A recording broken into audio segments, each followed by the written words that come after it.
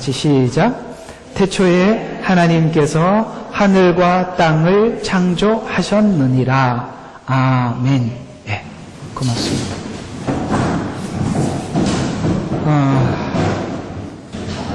신앙은 어디부터 고민을 하고 정리를 해야 되는가 생각들을 하겠지요. 예수를 믿고 주님 앞에 돌아와서 생각을 해보면 하나님은 누구실까? 나는 누구일까? 인간은 어떻게 창조되었으며 현실은 지금 우리 인간이 살아가고 있는 현실은 여러분 보실 때 인간이 살아가는 현실이 아주 하나님 축복 안에 있는 것 같아요? 비참한 것 같아요? 축복 안에 있다고는 말하기가 어려운 현실을 살아가고 있는 건 분명하죠. 왜냐하면 누구도 피해갈 수 없는 어떤 일들이 있습니다. 하나님이 죄를 짓고 난 이후에 인간에게 했던 말들이 있죠. 뭘까요? 여성에게는 해산하는 수고를 더하게 할 것이다. 남성에게는요, 네가 땀을 흘리고 수고하여야 소산을 먹을 것이다. 그리고 필경은 흙으로 돌아가리니 죽음이죠. 그러니까 나이 들어서 생각해보면 여성들은 애 키운 거밖에 없고, 맞죠?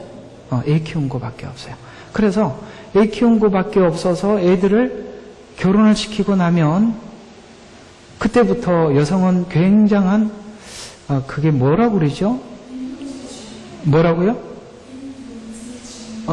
빈둥지 증후군. 이게 의학적 용어로 그런가 봐요. 그것 때문에 이렇게 많이 힘들어하는 걸 보게 되고, 남성들은요, 정년퇴직을 하고 집에 있으면 주여 죽는 게 사는 것보다 낫습니다. 이런 생각이 들 만큼 그렇죠. 아이를 키울 때는 잘 모르는데 보내고 나면 그렇고, 그 다음에 가정에 경제적으로 힘이 되고 보탬이 됐을 때는 모르지만 그런 짐이 된다라고 서로가 생각하게 될 때부터 인생이 뭔가 이루려고 인생을 살아왔나 이런 생각이 들게 되지요.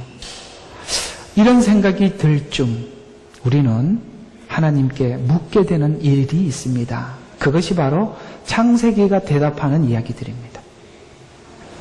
인간은 어떻게 창조되었으며 왜 지금 현실은 이렇게 되었는가는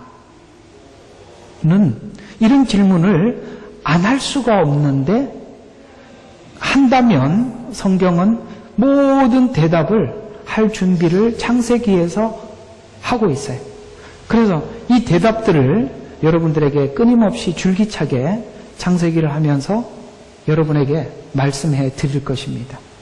이 창세기를 하시면서 여러분이 원초적인 의문들이 온전히 풀려서 여러분의 신앙이 이제는 하나님 앞에 더 흔들림 없고 견고한 마음으로 하나님 앞에 나아가자라고 여러분의 기준이 딱 선명하게 섰으면 하는 바람으로 오늘 이 창세기 1장 1절을 시작해 보려고 합니다.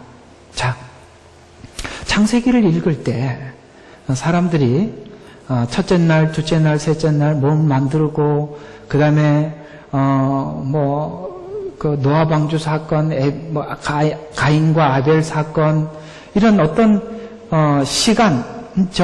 그러니까 첫째 날, 둘째 날, 셋째 날 이런 말, 진화론이냐 창조론이냐 이걸 구별시키기 위해서 창세기를 기록했다. 그것도 있지만 실상 창세기를 기록한 목적은 그거는 아니었어요. 몇째 날 뭘 만들었다 이걸 우리에게 가르쳐 주려고 하는 것은 첫 번째 목적은 아니에요. 그건 두 번째, 세 번째, 아마 어쩐 세 번째, 네 번째 하나님의 목적일 수 있어요. 창세기 기록 목적은 무신론자들의 입장에서 기록한 것이 아니라 하나님을 믿는 사람 입장에서 읽어야 할 창세기 내용을 가지고 우리 창세기를 봐야 정상적으로 이 창세기 안에서 우리에게 전하는 메시지를 우리가 담아낼 수 있다는 것이죠. 그래서 창세기를 대하는 태도가 우리가 하나님을 믿는 믿음의 신자, 성도라는 입장에서 접근할 것인가, 아니면 과학적이고 이성적인 입장에서 접근할 것인가?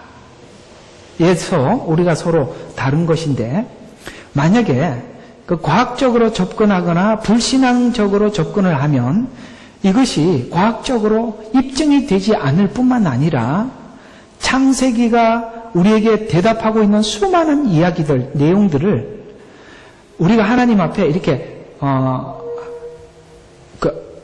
이지러진 마음으로 하나님께 계속 역질문만 하게 돼요. 왜 하나님이 예를 들어서 창세기에서 우리가 가장 많이 하는 질문들, 이게 꼬인 마음으로 하나님 앞에 질문하는 게 뭐냐면, 하나님 왜 에덴 동산의 선악과를 만드셨어요? 두 번째, 먹지 말라고 했으면 먹으려고 그럴 때 가만히 두지 말았었어야죠. 그때 아담이 먹을 때 하나님 가만히 안 두고 혼내주고 절대 못 먹게 아주 그냥 아주 그냥 안 보이게 이렇게 뭘 아주 철갑으로 둘러놨더라면 우리가 지금 이렇게 비참하지 않을 텐데 왜 그걸 먹지 말라고 했으면 먹는 거 보고도 가만히 두셨습니까? 이런 식으로 이제 하나님 앞에 삐딱하게 질문해 나가기 시작하면 끝이 없다 이 말입니다. 이해가 가세요? 그러니까 이성적으로 성경을 접근해 들어가기 시작하면 그 모든 질문들이 내가 책임져야 될 잘못으로 보는 게 아니라 모든 잘못을 하나님께 돌린단 말이에요. 신앙생활을 하면서 우리가 성숙해 가는 과정 속에서 반드시 바뀌는 것이 한 가지가 있는데 모든 책임을 처음에 모를 때는 하나님께 책임을 지워요. 당신이 그랬기 때문에. 이해가 가요? 그러나 신앙이 성숙하는 과정 속에서 반드시 우리에게 찾아오는 부분이 있는데 그게 뭐냐면 이 문제와 잘못이 나로부터 보기 시작하는 거예요. 그때부터 은혜는 시작되는 겁니다. 왜요? 죄인을 찾아가시니까요. 근데 우리는 워낙 세상에서 부정적인 걸 너무 많이 대하고 교회에 왔다가 보니까 하나님도 그렇게 부정적으로 보여서 성경을 사실은 세상 사람들이 성경을 볼 때 좋은 마음으로 보지 않습니다. 왜 그랬어? 왜 그랬어? 틀렸잖아. 그건 뭐야? 왜 이렇게 차별해? 이렇게 보여지지. 하나님이 어딜 봐도 공평해 보이질 않아요. 왜냐하면 하지 말라는 것 했을 때 엄격하게 하나님이 심판하시고 벌을 내는 것들을 많이 보아왔거든요.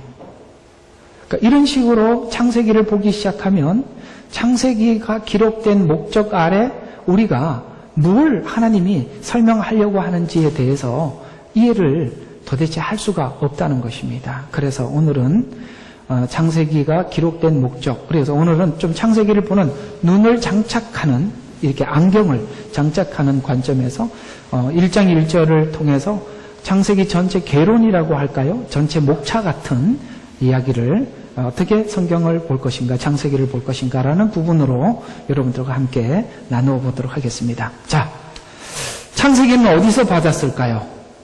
바로 시내산에서 도착해서 이스라엘 백성들에게 전한 말씀이죠. 그래서 모세가 쓴 성경이 있어요. 창세기, 출애굽기, 레위기, 민수기, 신명기. 여기 이제 모세가 쓴 성경이에요.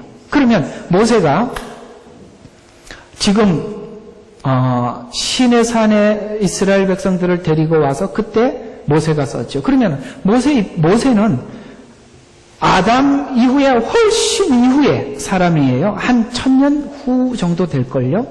굉장히 뒤늦게 사람인데 그 하나님이 창조했던 그 상황을 보지도 못했는데 어떻게 알았냐 이거죠. 하나님이 계시해 주셔서 모세도 알게 된 것이죠.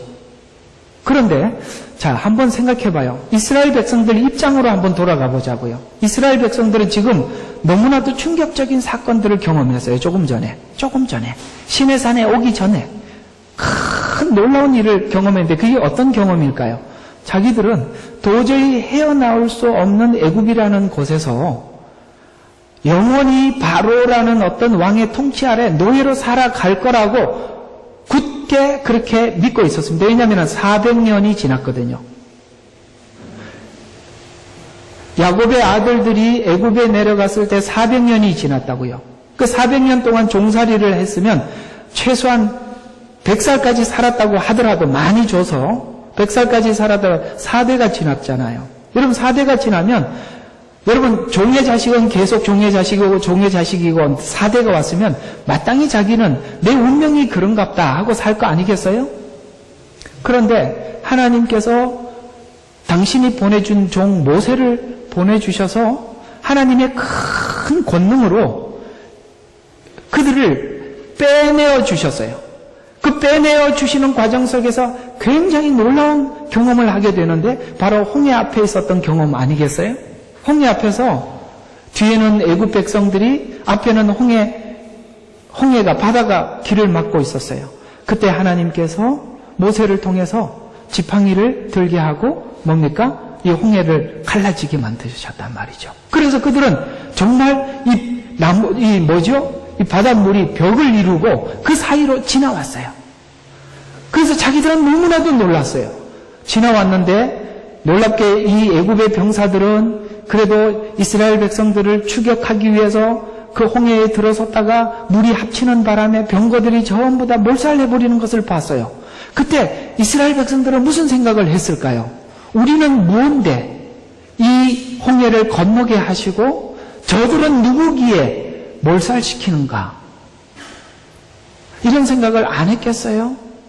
여러분 예수 믿고 여러분들이 하나님 앞에 가졌던 질문과 고민이 뭐지요? 내가 무엇인데 저를 구원하셨지요? 라는 생각이 들어야 정상이라 이 말이에요. 그런데 어떤 사람은 똑같이 나하고 친하게 지내던 친구인데 이 친구는 예수를 안 믿고 아무리 예수를 믿으라 그래도 나 같은 믿음이 안 생긴다고 하고 나는 믿음이 생기고 도대체 뭐지요? 이런 생각이 든다 이 말입니다. 저에게도 학교 다닐 때 너무 친한 친구가 있었어요. 지금도 제가 전도를 하는데 이제는 드디어 전도를 하면 이런 대답은 한 번쯤은 해요. 너 예수 믿어야 구원받는다 그러면 알았어 임마. 임마는 또 붙여요. 참 학교 다닐 때 그렇게 친한 친구였어요. 그런데 아무리 전도를 해도 안 돼요. 지금은 그 친구는 운명론을 가르치고 운명학을 가르치고 그런 걸 하고 있어요. 참 희한하게 정반대. 그래서 네가 운명학의 끝자락에 가면 성경으로 돌아오게 돼 있는데 네가 진짜 사이비가 아니면은 성경으로 돌아온다 그랬습니다. 제가. 여기 운명의 끝에 주관자가 하나님이라는 걸 발견하게 되어 있는 거거든요. 그 철학관에 가서 그런 걸 하지 마세요.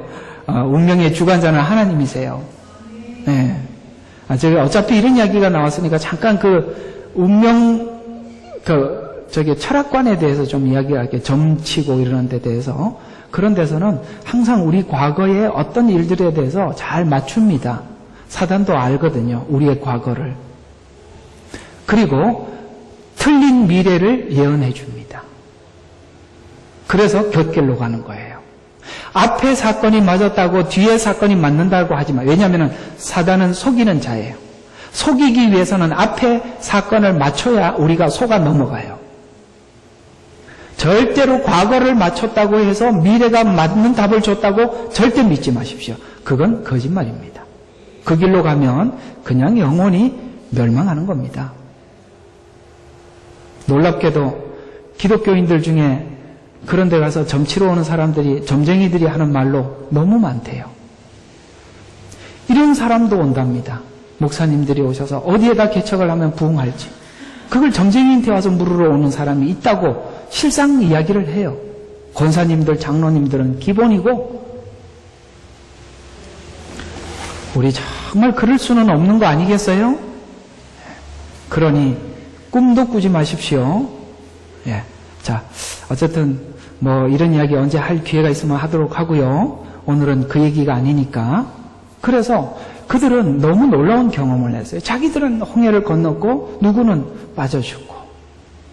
뭔데 우리는 이렇게 하나님 앞에 선택을 받았을까? 너무 궁금해요. 근데 허겁지겁 시내산까지 올 때 너무 정신이 없어서 물어볼 새가 없었어요. 이제는 좀 여유가 생겼어요. 모세는 하나님 앞에 계명을 받으러 시내산에 올라갔고 이스라엘 백성들은 이제는 조용하게 좀 쉬면서 무슨 일일까? 라고 생각할 때 하나님은 모세 얘기를 통해서 계시하셔서 천지 창조가 어떻게 되었으며 인간의 창조는 무엇이고 하나님께서는 인간에게 어떤 목적을 가지고 창조하셨는지를 알려주기 위해서 드디어 모세오경을 기록하게 하셨어요. 그 가장 앞장이 창세기라 이 말입니다.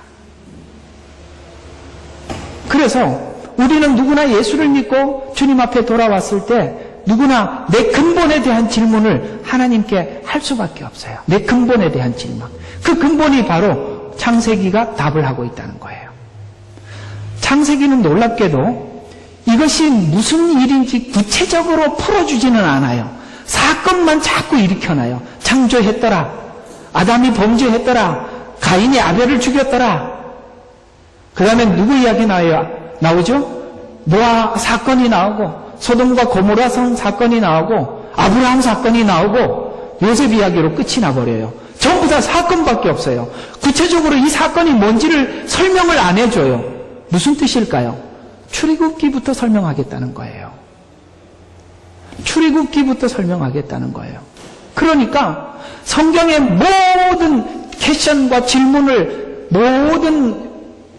질문을 창세기에서 던져놓고 그 다음부터 차근차근 설명해 나가는 거예요.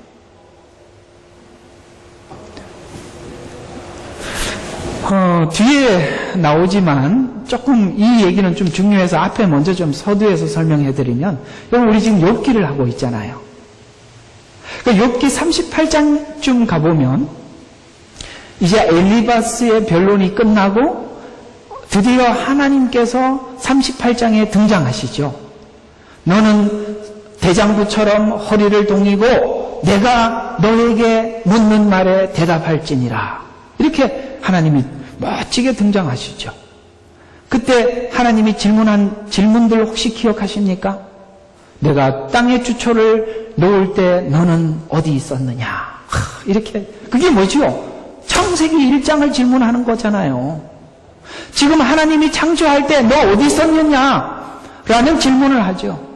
지금 욥은 하나님을 만나러 갑니다. 하나님을 만나러 가는 과정 속에서 하나님이 첫 번째 우리에게 하는 질문이 뭐예요? 창세기의 질문이에요. 근본이 뭐냐? 너의 창조의 목적이 뭐라고 생각하느냐? 내가 널 왜 만들었다고 생각하느냐? 내가 너를 구원하는 이유가 뭐라고 생각하느냐? 라고 질문하는 거예요. 우리가 믿음이라는 것이 주여 믿습니다. 하나님께서 감동하고 감화하고 우리의 마음에 어떤 감정을 쫙 끌어올렸다고 믿음이라는 것이 아니라 믿음이란 상대에 대해서 의문이 되는 모든 부분들이 해결이 되지 않으면 믿음에는 항상 의문점이 남아있는 겁니다. 그래서 여러분들에게 말씀을 아는 것이 그런 차원에서 너무 중요한 거예요. 말씀을 모르면 우리가 어떤 상황 속에서 하나님을 신뢰할 수가 없어요. 모르겠어요. 하나님을 믿어야 되는 어떤 그 상황에 하나님이 감정을 쫙 충만하게 하면 넘어갈 수는 있겠지만 그런 상황이 또 안 온다는 보장이 없단 말이죠.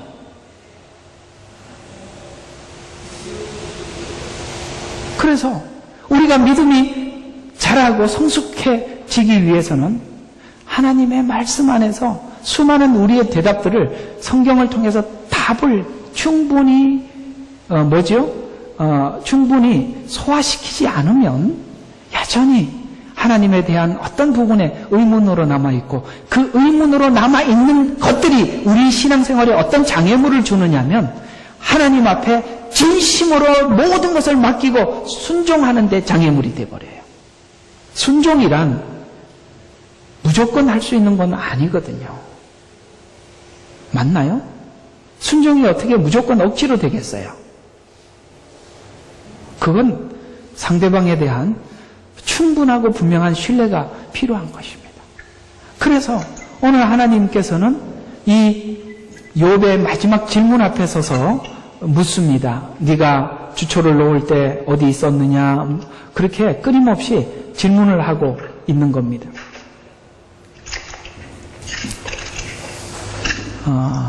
이게 왜 음소거가 안 됐냐? 이게 누군지 음소거 좀, 고맙습니다. 자, 그래서 지금 이제 그 신의 산 앞에 서서 하나님께 이렇게 질문해요. 우리는 뭐가 특별해서 우리에게 약속을 하고, 왜냐하면 아브라함에게 약속하셨잖아요. 그러니까 우리 조상에게 약속을 하시고, 또 뿐만 아니라 지금 이들이 애굽에서 구출된 것은 하나님의 약속 때문에 하나님이 건지신 거잖아요. 맞잖아요. 앞으로 여러분과 제가 로마서 9장에서부터 11장까지 할 때 여러분들이 꼭 하나의 개념을 가져야 될 게 있습니다. 그게 뭐냐면, 오늘 이게 상당히 중요한 부분인데요. 성경은 이스라엘이 인류에게 전해준, 이스라엘을 통해서 하나님이 인류에게 전해주었죠. 성경은 이스라엘이라는 한 민족을 통해서 하나님이 어떤 분인지 해서 인류에게 전해준 것이, 성경은 이스라엘이 전해줬어요. 그러나 이 성경을 정리해서 신학화시킨 것은 미국이에요. 무슨 말을 하려고 그러냐면은, 이스라엘 백성들은 모든 성경을 하나님과의 언약, 계약적 관점에서 봅니다. 성경을. 그래서 성경을 보면 전부 다 하나님께서 이스라엘이 잘나서 그걸 하는 게 아니라 하나님이 약속하셨기 때문에 하고 있어요. 그게 이스라엘 민족이, 이스라엘 백성들이 보는 하나님이에요. 근데 미국인들은요, 그걸 그렇게 보질 않아요. 미국은 아시다시피 굉장히 자기 문제에 대해서는 자기가 책임을 져야 돼요. 그러다 보니까 미국에서는 신학을 정리하는 과정 속에서 어떻게 정리를 했냐면, 내가 끝까지 주님 오실 때까지 주를 부인하지 않고 믿어야 구원을 받는다. 자기 구원을 자기가 책임지는 쪽으로 신학을 정리해 두었어요. 그러다 보니까 우리는 이스라엘에게 먼저 영향을, 이스라엘 선교사가 한국을 복음화시킨 건 아니에요. 미국 선교사들이 와서 한국을 복음화시키다 보니까 우리 한국교회는 알미니안 성향이 아주 강해요. 내 구원과 내 믿음에 대해서 내가 책임을 져야 된다라고 하는데, 그건 일부는 맞지만 그 책임지는 원동력이 하나님과의 약속을 붙잡은 것에서 책임으로 이해를 돼야 되는데, 약속 붙잡는 건 어디 가고 없고 하나님 앞에 무조건 그걸 지켜야 된다고 악을 쓰고 있으면 그건 악만 쓰는 거지. 정말 알아들으시겠어요? 그건 악만 쓰는 거지. 말씀을 붙잡아야 뭔가를, 우리가 신앙을 긴 시간 인내하면서 유지할 수 있을 거 아니겠어요? 그걸 못한다 이 말입니다. 그러면 우리가 1차적으로 성경을 볼 때 어떤 관점에서, 이스라엘이 보는 관점에서 보는 게 옳습니다. 왜요? 그들이 하나님에 대해서 더 알죠. 그런데 지금 이스라엘 백성들은 애굽에 섞여 있었잖아요. 애굽에 있는 백성들과. 그런데 하나님이 구별해냈잖아요. 그러면 보세요. 애굽 사람들과 이스라엘 백성들이 우리가 볼 때 똑같은 그냥 사람이잖아요. 근데 왜 하나님은 이스라엘 백성들은 홍해를 건너게 하고 애굽 백성들은 수장시켰을까요? 우리는 자꾸 선과 악으로 보면 안 되는 거예요. 하나님이 약속했기 때문입니다. 바로 이 이야기를 하려고 하는 것입니다. 하나님께서 노아와 약속을 하셨기 때문에 그래요. 약속이 중요한 거예요. 그거 로마서 9장, 10장, 11장에 계속 나오니까 저녁에 봅시다. 누가 이게 저녁에 다음에 봅시다 그랬더니 진짜 저녁에 봅시다. 그래서 그들이 고민을 하면서 왜 날 사랑하는지, 왜 나를 불러서 거룩하게 살라고 하는지, 또 무엇을 근거로 약속을 지켜가는지, 구원의 은혜를 생각하면서 신앙생활이 정상의 궤도에 이르기 위해서는 누구나 이 부분을 생각해 봐야 할 내용들을 담고 있는데요. 이 창세기 구조는 창조, 타락, 구원의 약속으로 이어져 가고 있는데, 신앙생활에서 반드시 해결해야 될 문제라면 하나님 누구이며 나는 누구인지, 그러면 하나님과 나와의 관계는 어떤 관계인지. 왜냐하면 우리는 하나님을 믿는다라고 한다면 그 믿음은 관계에 대한 이야기인데, 관계가 정상화되지 않으면 믿습니다라고 하는 것은 다 그건 하나의 그 믿는다라는 말에는 문제가 많기 때문이죠. 그래서 창세기는 바로 창조의 목적, 과정, 그 다음에 현재의 상태에 이르기까지 서로의 하나님과 우리의 관계에 대해서 정립되어 있지 않는 상태에서 믿음이란 있을 수 없기 때문에 이런 말들을 창세기를 통해서 정립되기를 하나님은 바라시기 때문이죠. 자, 신앙의 열심의 마음은 있지만 그러나 그 내용이 부실하면 신앙 생활을 하지 못하죠. 생활. 근데 우리가 항상 고민하는 부분들이 우리 하나님 앞에 늘 죄송스러운 게 뭘까요? 아는 거는 제가 배우겠는데 살지를 못하는 것 때문에 답답하지 않으세요? 뭐 대답 안 하면 제가 그만할까요? 살지 못해서 답답하잖아요. 사는 힘은요, 하나님을 아는 만큼 삽니다. 이스라엘 백성들이 지식이 없어서 여호와를 아는 지식이 없어서 망하는 거거든요.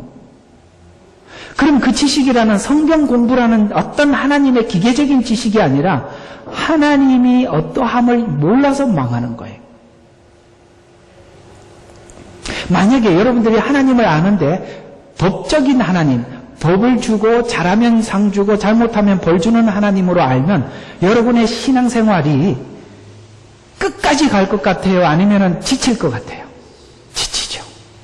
그러면 성경에서 말하는 여호와를 아는 지식은 호세아서 주제가 뭐예요? 하나님의 사랑 아니겠어요? 호세아가 고멜을 사랑했던 사랑이지 않습니까? 그러면 호세아서에서 말하고 있는 하나님을 아는 지식이라는 말은 다른 말로 그 지식이 중심에 뭐가 있다는 거예요? 사랑이 있다는 겁니다. 하나님의 사랑을 알 때 우리는 그 에너지가 끝이 나질 않아요. 주님 오시는 그날까지 가동할 수 있어요. 마치 우리의 생명이 좌우되는 그 순간 앞에서도 우리는 하나님의 사랑을 선택합니다. 사랑을 위해서 우리는 다 드릴 수 있어요. 그러나 법은 어려운 것이 만약에 천국이 없다면 내가 내 목숨을 내놓을 만큼 가치 있는 건가?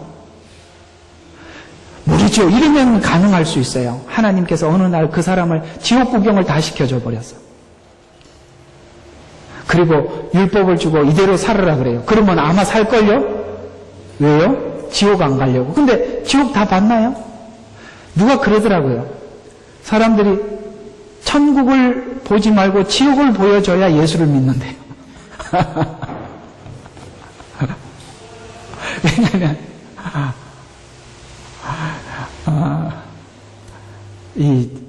하여튼 그렇답니다. 그런데 지옥 한번 보여주고 율법 딱 주고 이대로 안 살면 지옥 보낸다 그러면 사람이 살아낼 수는 있겠죠. 그러나 그건 두려움 속에 하는 거죠. 원래 하나님의 속성은 우리를 두려움 가운데서 믿음을 지키고 신앙생활하라고 그렇게 말씀하지는 않았습니다. 사실 사도행전에 보면 사도들은 기쁘게 주를 섬겼어요.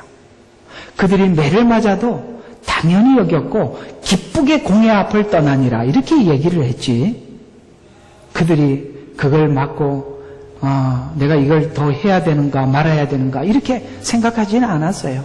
바울이 그 대표적인 사람이죠. 그는 수많은 어려움들을 겪었지만 그가 포기하지 않았던 것은 정말 주님을 사랑했기 때문입니다.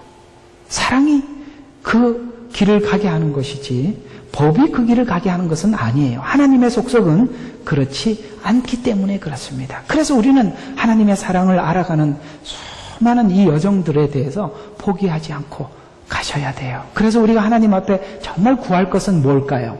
하나님의 사랑을 비춰주십시오. 성령을 통해서 하나님의 사랑을 알게 해주십시오. 그러면 여러분이 지금 망설이고 할까 말까 망설이는 수많은 일들이 한순간에 해결될 것입니다. 그래서 저는 여러분들에게 이렇게 권면하고 싶은 것은 이번 캠프를 통해서 하나님 성령을 통해서 하나님의 은혜를 더 비춰주십시오. 사랑을 비춰주십시오. 이렇게 하나님 앞에 구하세요. 그러면 하나님께서 여러분에게 그 필요를 주실 것이고 아마 여러분들은 그 캠프를 끝나고 난 뒤에 더 기쁜 마음으로 또 결단하는 마음으로 하나님 앞에 나올 수 있으리라고 생각을 합니다. 우리 지금 현재 출석하는 성도들도 동일하게 시내산 아래에 있는 자들과 동일합니다. 신약 성도들은 지금 이스라엘 백성들이 시내산 앞에서 하나님을 경험하는 것보다 더 큰 경험을 하고 있는 것이, 그들은 그저 애굽이라는 나라에서 해방이지만 우리는 십자가에서 죄로부터 구원을 체험하고 고백하고 있는 상황이기 때문에 더더욱 그렇습니다. 구원받은 후 모두가 생각할 수밖에 없는 무한하고 모든 것을 다 주신 하나님의 사랑, 그럴 만큼 내가 가치 있는 존재인가? 아들을 보내서 십자가에 죽어 나를 구원할 만큼 가치에 대한 궁금증의 출발이 우리로 하여금 창세기로 눈길을 돌리게 만드는데, 그래서 창세기 구조는 이 우리가 근본을 질문해야 할 우주 만물의 창조와 인간 창조, 그 다음에 인간의 타락, 그리고 놀랍게도 이스라엘 백성들에게 아브라함에게 약속하셨던 그 약속의 시작, 요셉 이야기로 끝을 맺히는데, 요셉 이야기는 마치 누구의 예표? 그래서 성경에 보면 예수 그리스도의 예표로 가장 많이 선명하게 드러나는, 예표로 드러나는 인물이 요셉이에요. 그래서 창세기 구조를 보니까 어때요? 하나님이 만물 창조, 인간 타락, 그리고 요셉 이야기로 끝을 마침으로 인해서 구원의 약속, 실제적인 실현으로 창세기는 이야기를 마치고 있다는 것에서 성경 전체를 압축하고 요약하고 있다라고 볼 수 있겠죠. 원래 유대인들이 글을 쓸 때는 가장 앞에 결론을 쓰고 그 다음에 그 과정을 기록하는 법이에요.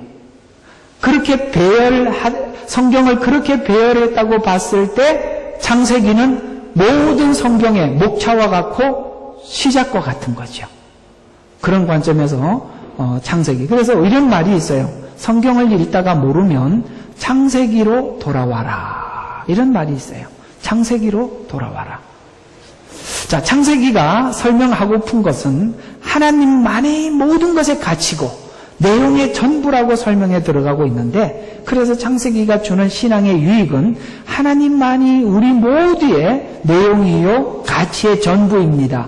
이것을 설득하기 위해서 창세기가 위치하고 있고, 그 주제가 바로 이런 가치와 내용의 전부라는 것을 담고 있습니다. 하나님이 태초에 천지를 창조하셨다. 하나님이 처음 하신 일이 여기까지 오게 된 것이다. 그리고 우주 만물과 인간을 만드시고 인간에게 복을 주었지만, 그러나 인간이 범죄하여 멸망의 길을 걷게 하신 것을 돌이켜 구원하여 하나님의 목적한 길을 가게 하고 말 것이라는 것이 창세기의 요지인데, 하나님의 구원의 의지가 바로 지금 이스라엘 백성들을 시내산까지 이르게 했다라는 거예요. 이해가 가요? 하나님의 구원의 의지가 그들과 약속하게 했고, 결국은 애굽이라는 땅에서 꺼내서 여기까지 오게 했다는 거예요. 그러니까 저와 여러분이 지금 구원을 받은 이 자리에서 하나님 앞에 감사해야 될 것은, 이것은 우리가 결국 알고 보면 내가 믿어서 주님 앞에 온 것 같이 보여지는 것은 처음에 느끼는 느낌이에요. 우리 이성적으로 하나님의 구원을 이해할 때는 그렇게 이해해야 되는 것이 정상입니다. 맞아요. 그게 틀린 건 아닌데, 결국은 하나님 입장에서 하나님이 왜 그랬습니까? 저를 어떻게 여기까지 있게 했죠? 저를 왜 이렇게 시내산 앞에까지 오게 했죠? 제가 왜 교회에 와서 예수를 믿고 신앙인이라고 고백하게 되었죠라고 묻는다면, 하나님은 이렇게 대답해요. 창세기식으로. 내가 너를 향한 구원의 약속이며 의지였기 때문에 여기 올 수 있었다는 거예요. 여기서 한 가지 더 우리의 부르심에 특별한 의미가 있어요. 자, 보세요. 이제 이게 다 로마서 9장하고 이렇게 연결이 되니까 미리 조금 이렇게 해놓으면 아마 로마서 가서 쉬울 거예요. 자, 그러면 한번 봅시다.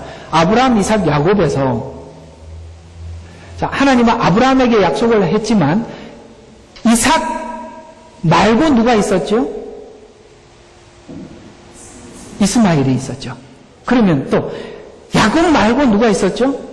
에서가 있었죠. 그러면 한번 생각해 봐요. 이삭 말고 누구라고? 이스마엘. 이렇게 생각이 안 집중하면 자꾸.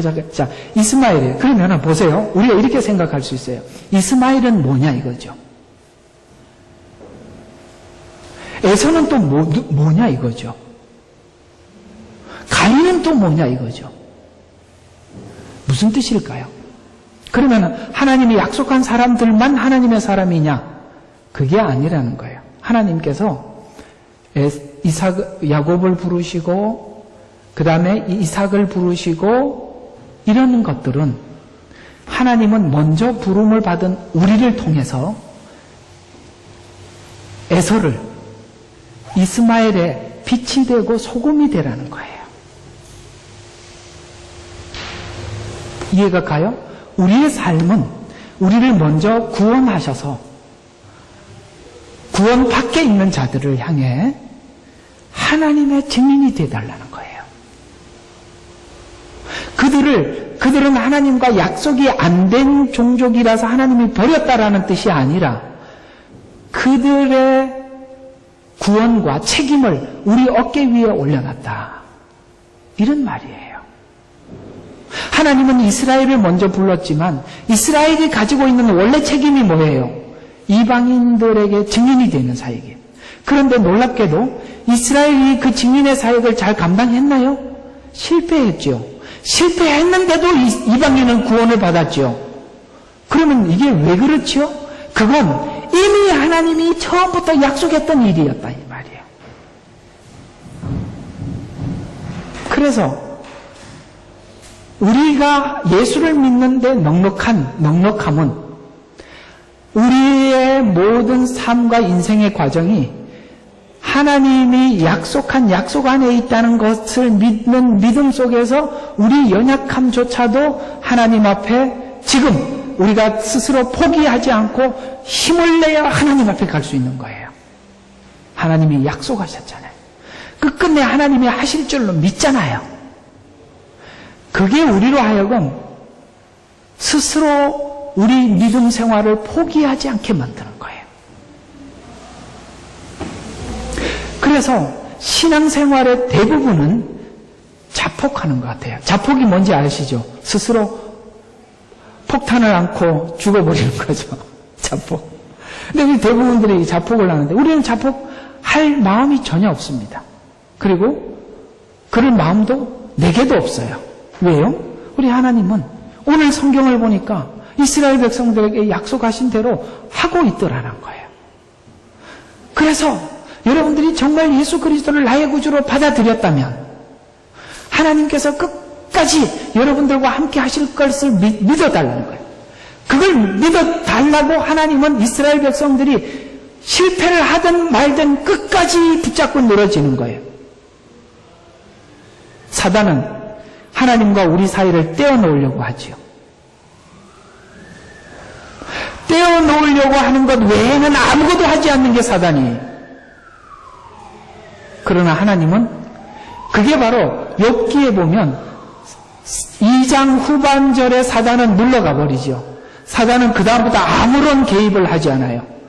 그런데 죽네 사네 왜 나를 창조했네 그러면서 진짜 하나님 앞에 할 말 못할 말 다 하는 욥을 붙잡고 하나님이 끝까지 뒹굴어 몇 장까지 가? 42장까지 가죠. 그게 하나님이라는 거예요. 그렇게 하나님이 우리 생활 가운데 들어오셔서 여러분들과 마지막까지 실험하실 줄로 믿는다면 우리는 자폭할 이유가 우리가 성경을 통해서 자폭할 이유가 하나도 없어요. 우리는 모든 것에서 실패하는 것 같이 보입니다. 그래도 우리가 하나님 앞에 믿음을 절대 놓을 수 없는 것은 하나님이 우리 인생을 마지막까지 붙들어 함께 한다는 것에 대해서 우리는 일말의 의심도 없어요. 여기서 다 같이 아멘. 이 목소리가 이래서 되겠어요? 다시 한번 아멘. 우리는 일말의 의심도 없어요. 그걸 우리는 성경을 통해서 계속 확인해 나가는 거예요. 오늘 이스라엘 백성들이 시내산 앞에서 너무 놀라서 하나님이 처음 약속하신 일들이 여기까지 오게 했구나. 그래서 믿음의 삶을 살기 위해서는 가장 먼저 우리가 하나님을 인정하고 하나님이 주관자며 심판자이고 이것을 알고 믿고 항복해야 된대요. 뭐라고요? 하나님이 주관자다, 심판자다. 여러분, 히브리서 11장은 뭔 장이에요? 믿음장.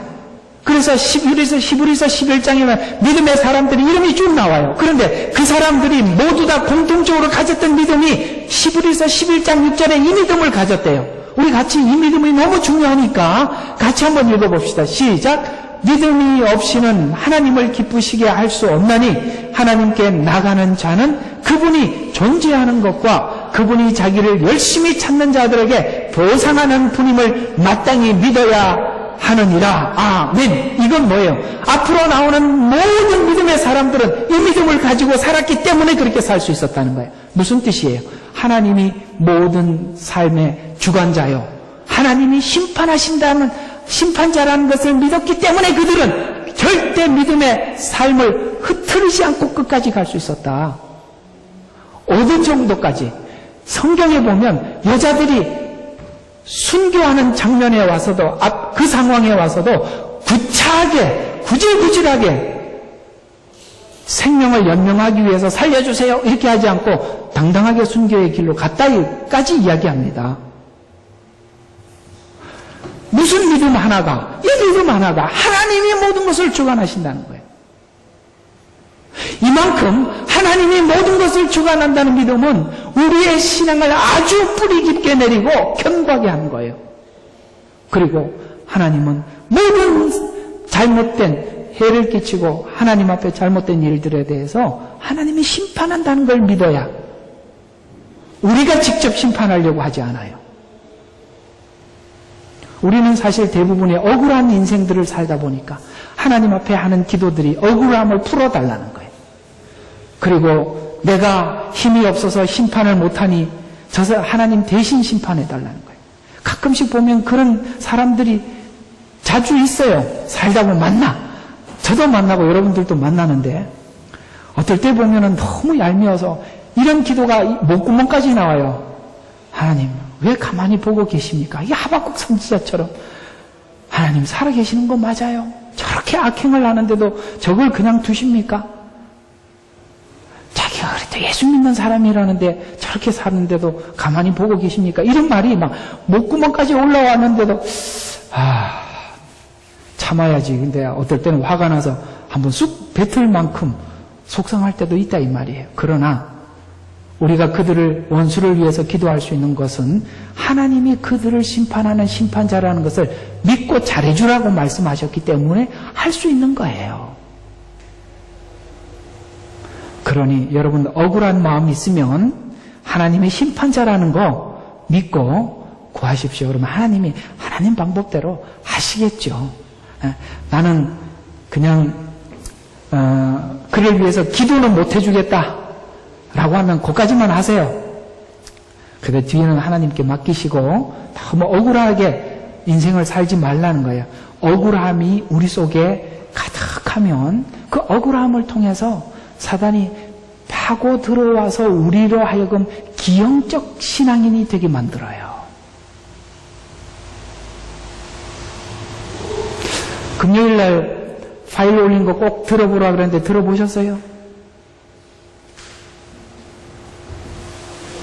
금요일날 파일 올린 거 꼭 들어봤습니까?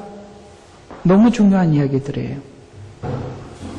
우리는 억울함에 대해서 성경은 용서해라, 대신 기도해줘라. 여러분 이게 얼마나 큰 축복이냐면 대신 기도해주고 사랑해줌으로 인해서 내가 가지고 있는 억울함이 더 이상 억울함으로 번지질 않고 그에 대해서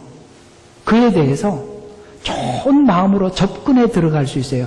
그것이 앞으로 여러분들이 사단이 틈탈 수 있는 기회를 차단시키는 거예요. 만약에 여러분들이 억울한 마음을 가지고 있으면 그 억울함을 막 부추겨서 네가 속상하지 않냐, 억울하지도 않느냐, 어떻게 이렇게 참고 지내냐, 뭐 이래갖고 한번 뭔 말인지 알죠? 이렇게 푹 하면 그것 때문에 여러분 인생이 10년은 고통스러울 수 있단 말이에요. 한번 푹 뒤집어가지고 인생이 억울하게 돌아갈 수도 있다 이 말이에요. 나도 모르게 그런 시간들을 넘어가는 게 축복이에요. 하나님이 사랑하라 그러면 사랑해. 그게 여러분들에게 좋아요. 그것 꽁하고 살고 있으면 불면증도 와. 또 뭐도 오죠? 암도 걸려. 또 뭐가 오지? 속상해서 어떻게 살 거예요? 하나님께 맡기세요. 오늘 금방 읽었던 거 꼭 기억하세요. 주관자며 심판자라는 거 이것만 가져도 오늘 히브리서 11장에 있는 사람들처럼 살아갈 수 있습니다.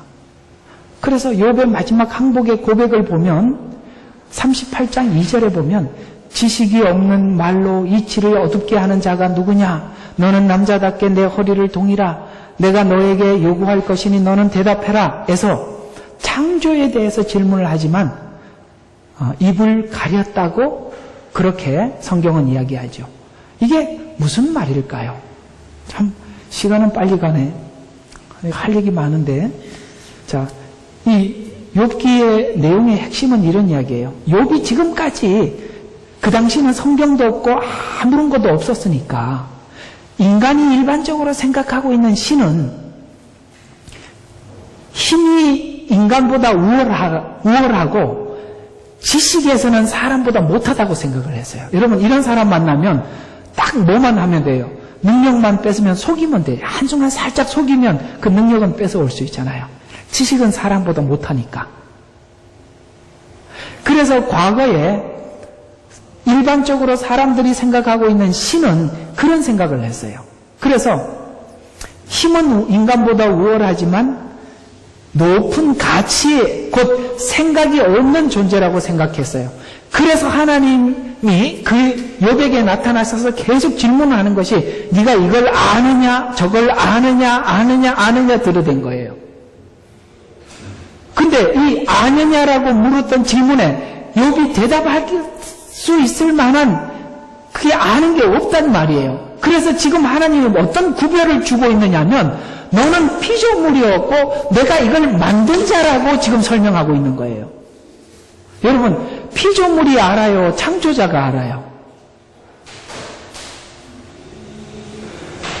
여러분 컴퓨터 스스로가 자기가 자기를 고칠 수 없지요. 컴퓨터를 만든 사람이 컴퓨터를 고칠 수 있는 거예요. 그래서 아느냐라는 질문은 지금 하나님께서 이 우주 만물을 능력으로 만들어 놓고 운행하고 있으면서 이 운행하는 것이 의미 없이 질서 없이 돌아가는 게 아니라고 설명하고 있는 겁니다. 그래서 하나님은 창조의 능력만 있고 생각 없이 만들고 운행하고 있다는 생각에서 지금 욥의 생각을 돌이키고 있어요. 그래서 창조에 대한 질문은 하나님이란 분은 능력을 넘어서 지혜에서도 풍성하다고 대답하고 있는 건데 그래서 결국은 이 고백을 끝에 가서 욥은 42장 아까 지금 38장이었고 앞에는 42장에 이렇게 하나님 앞에 고백하고 있는데 이것이 이렇게 하나님 앞에 고백할 때 우리 신앙이 정상적인 출발을 한단 말이에요. 자, 42장 2절과 3절에 이렇게 이야기해요. 주께서는 모든 것을 하실 수 있으면 이게 뭐예요? 전능함과 지식이 함께 있는 분이라는 거예요. 그래서 어떤 뭐가 나와요? 생각이라는 말이 나와요. 어떤 생각도 주께 알려지지 않을 수 없음을 내가 아나이다. 지금 드디어 욥은 과거에 생각하고 있는 신과는 능력 위주로 생각했는데 하나님은 지식이 있을 뿐만 아니라 그 지식이 지금 우주 만물을 지금도 조금도 흐트림 없이 유지하고 있다는 거예요. 참 너무 놀라운 게 하나님이 창조한 그날부터 지금까지 이 우주는 24시간 봄, 여름, 가을, 겨울 그거 한 번도 흐트림 없이 돌아가고 있는 거 보세요. 이게 무슨 기계적으로 돌아가는 것이 아니라 이 속에 하나님의 지혜가 있고 하나님은 만들어 놓고 그냥 두시는 것이 아니라 너무 신비하대. 그래서 과학이 발견할 수 없는 두 가지 영역이 있답니다. 하나는 우주의 영역이래요. 아무리 알려고 애를 써도 우주가 너무 광대해서 알 수가 없고, 인간의 몸이랍니다. 인간의 몸은 너무 세밀해서 알 수가 없대요. 여러분, 신경계가 얼마나 복잡해. 이렇게 하나님이 만든 영역이 인간의 몸과 우주 속에 인간이 결코 알 수가 없는데, 여러분, 우리가 사람이 무슨 질병들이 굉장히 많이 우리가 질병과 접촉을 하는데, 나도 모르게 수많은 질병들 가운데 우리가 치료를 받고 있는데 우리 모르잖아, 그죠? 그 왜 그렇죠? 하나님이 만든 그 면역체계의 신비로움이에요. 이런 것들이 생각 없이 돈다고 생각하지 마라. 하나님은 매우 세밀하고 치밀하고 아주 지혜와 지식에 있어서 완전하신 분이다. 그래서 드디어 뭐라고 이야기하느냐? 그러므로 내가 깨닫지 못한 것을 말하였으니 그것들은 내게 너무 경이로워서 내가 알지 못하였나이다. 그래서 앞으로 경영자이신 하나님을 믿고 살겠습니다. 라고 이렇게 하나님께 고백을 하는데, 바로 이 4절이에요. 바로 하나님이 이 고백을 우리 모두에게 받아내고 싶은 거죠. 어떤 고백일까요? 내가 간구하겠으니 들으소서. 내가 말하겠나이다. 내가 말하겠나이다. 내가 주께 묻겠사오니 알게 하소서. 무슨 뜻일까요? 하나님, 나보다 당신이 훨씬 지식에서 탁월하십니다. 그러므로 앞으로 모든 일들에 대해서 묻겠습니다. 말씀해 주십시오. 이제는 모든 판단과 결정을 누구에게 맡겼어요? 하나님께 맡겼어요. 성경이 기록한 대로 살겠다는 거예요. 하나님이 말씀하신 대로 사는 게 가장 지혜롭다는 걸 받아들이겠다는 거예요. 용서해라. 그게 가장 큰 건 줄로 제가 믿고 용서하겠습니다. 이 말이에요. 하나님께서 욥을 고난을 통해서 뭘 받아내고 싶었던 거예요? 나는 능력만 있다고 너희한테 뭐 필요만 채워주는 그런 생각 없는 신이라고? 아니다. 나는 우주 만물을 만들었고 너를 만들었고 너를 목적 없이 만들었다고? 아니야. 나는 너를 정교하게 만들었어. 네가 행복해지는 비결을 너는 모르지. 내가 만든 내가 알아. 용서하면서 살아. 사랑하면서 살아. 그것이 얼마나 행복한 인생인지 아니? 억울한 생각들 내려놔. 내가 알아. 내가 심판할게. 여기서 우리는 하나님 앞에 모든 걸 맡기고 살 수 있는 겁니다. 결국은 욥이 이 고백을 받아. 그래서 완전한 지혜자이신 하나님을 의존하게 살겠습니다. 그러므로 앞으로 묻겠습니다. 그리고 믿겠습니다.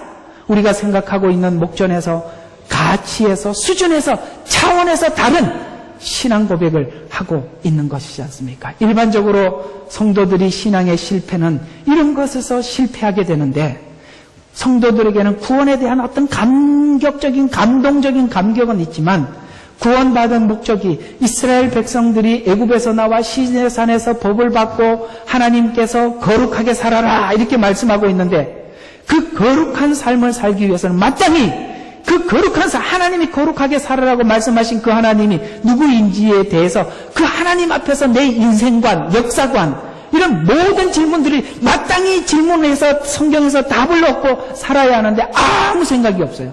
내가 볼 때는 이게 답답하다 이 말이에요. 나는 이게 정말 달라요. 사람들이 너무 생각 없이 예수를 믿어. 그냥 하라고 그러니까 아멘. 그런데 왜 아멘 하냐고 물어보면 하나도 대답을 못해. 뭐가 얼마나 답답하냐면 장로들을 불러다 놓고 예수님이 누군지 설명해보라면 10분을 설명을 못한다니까요. 10분을. 그게 뭘 믿는 거예요. 에? 난 진짜 이해가 안 간다니까요. 예수님을 믿는다 그러는데 당신 믿는 예수님이 누군지 소개를 하라 그러면 말을 못해요. 그게 뭘 믿어? 대상을 모르는데 어떻게 믿냐고.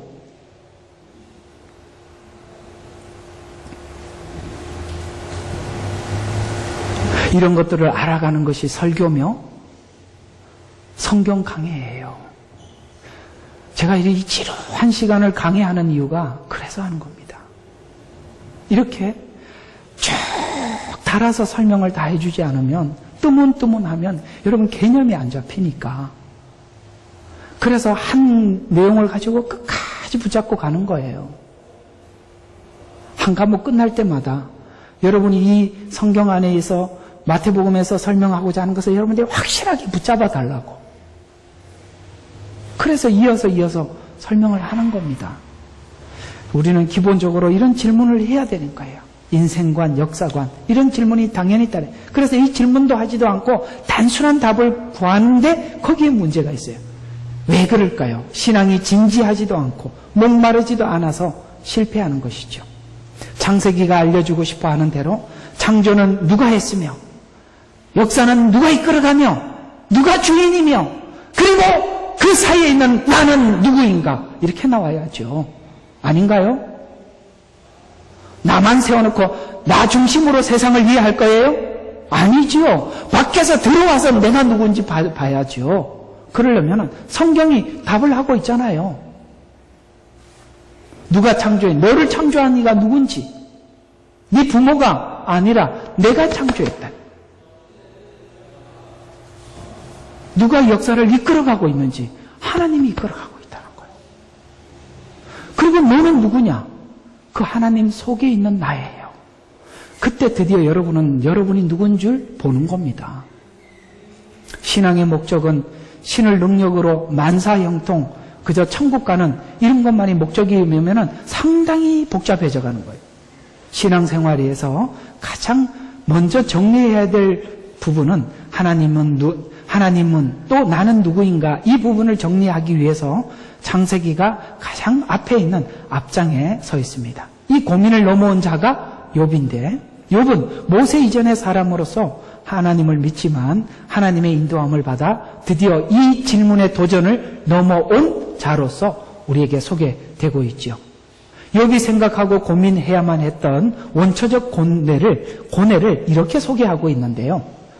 욥기 3장 20절과 26절에 보면 어찌하여 불행에 처한 자에게 빛을 주시고 혼이 쓰라린 자에게 생명을 주셨는고 이런 자는 죽음을 바라나 오지 않으므로 숨겨진 보배를 찾는 것보다 죽음을 찾아 더하나니 그들이 무덤을 찾을 수 있을 때 심히 기뻐하고 즐거워하지 아니하랴.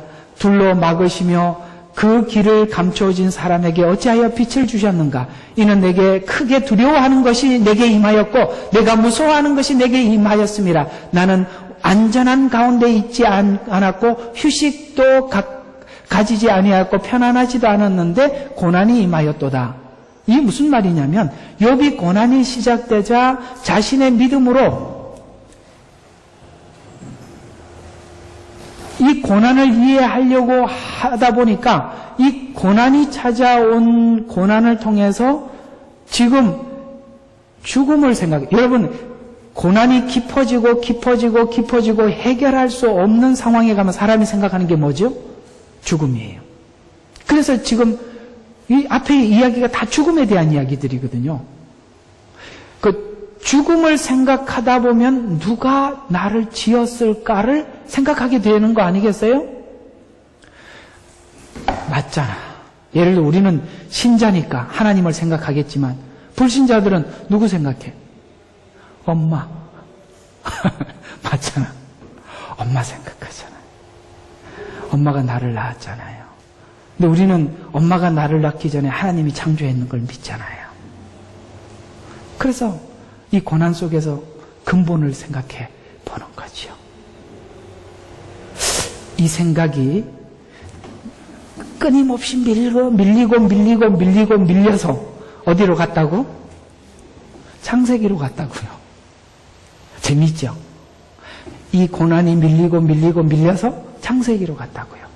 하나님이 그 질문을 하고 그래서 야, 너 누군 줄 알아? 창세기 펴봐. 그래서 하나님이 가르쳐 주는 거예요. 그래서 우리 창세기 하는 거거든요. 아시겠죠? 그래서 욥의 외침에는 이런 게 담겨 있는데 신에게 잘 보이면 혜택을 욥이 생각했던 신이란 신에게 잘 보이면 혜택을 받는 대상이거나 잘못 보이면 나를 적으로 여겨서 힘들게 하는 대상으로 여겼다는 말인데 욥이 하나님께 외치는 외침의 요지는 지금 계속 외치는 게 하나님 나는 잘못이 없는데 왜 이렇게 변덕을 부리십니까?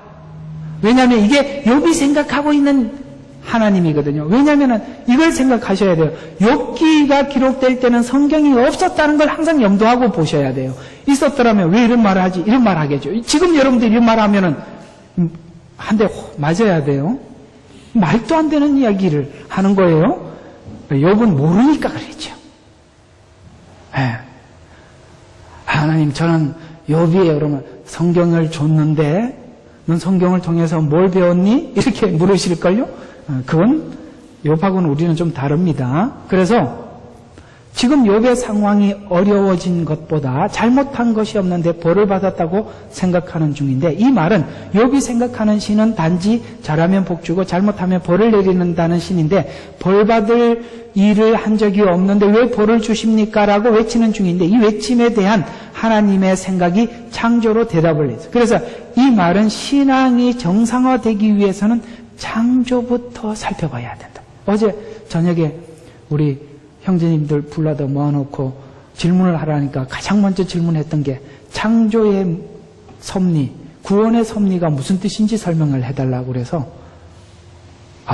이게 갑자기 너무 큰 질문을 하는 바람에 대답하는데 아주 시간이 좀 걸렸습니다만 그렇습니다. 창조의 목적, 창조의 섭리를 이해하지 않고는 결코 구원의 목적을 이해할 수 없어요.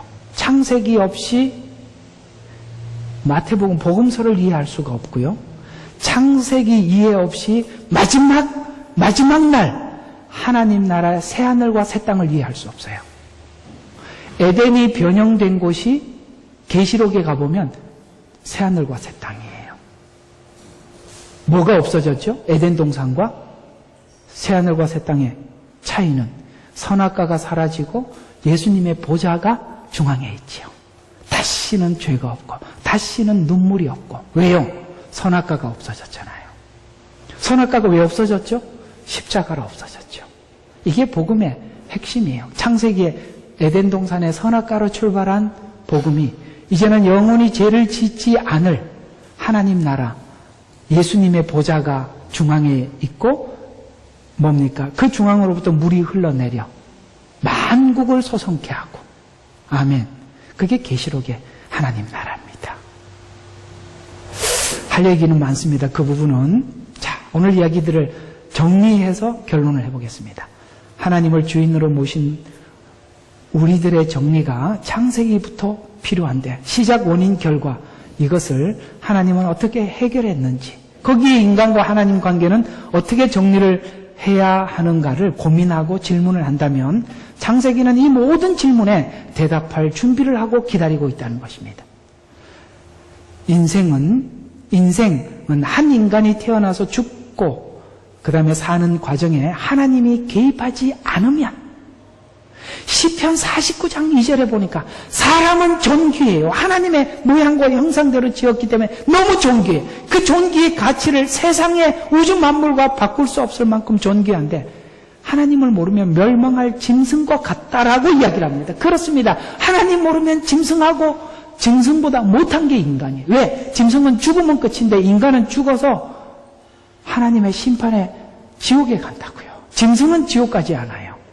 그는 흑으로 만들었기 때문에 흑으로 돌아가면 끝인데 인간은 하나님이 생기를 불어넣었어요. 인간에게 영생이 있다고요. 그래서 여러분 우리가 인생을 살면서 하나님을 아느냐 모르느냐는 하나님이 우리 인생에 준 모든 기회의 전부라고 보셔도 돼요. 전부예요. 나는 그렇게 보여요. 자식이 전부도 아니고 남편이 전부도 아니고 아무것도 전부가 아니에요. 우리가 하나님을 아느냐 모르느냐가 우리 인생에 주어진 전부예요.